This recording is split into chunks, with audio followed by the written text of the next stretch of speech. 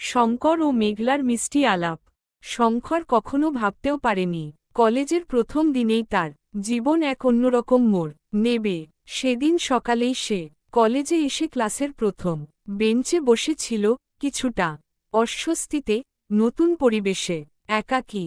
তখনই দরজার ফাঁক দিয়ে ঢুকেছিল মেঘলা। সে যেন একদম অন্য জগতের মানুষ।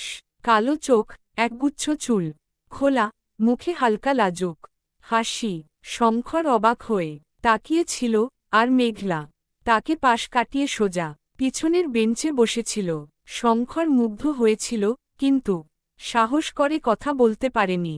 পরের দিন ক্যান্টিনে আবার দেখা। শঙ্কর একা বসে স্যান্ডউইচ খাচ্ছিল, তখন মেঘলা এগিয়ে এসে পাশে বসল। তোমার নাম কি? শঙ্কর সে একটু ইতস্তত করে বলল, আমি মেঘলা। এরপর এক কাপ চায়ের সঙ্গে গল্প শুরু হলো, পছন্দের বই, সিনেমা, কবিতা। শঙ্কর অবাক হয়ে লক্ষ্য করল মেঘলার পছন্দগুলো তার নিজের মতোই। সেদিন থেকেই তাদের বন্ধুত্বের শুরু।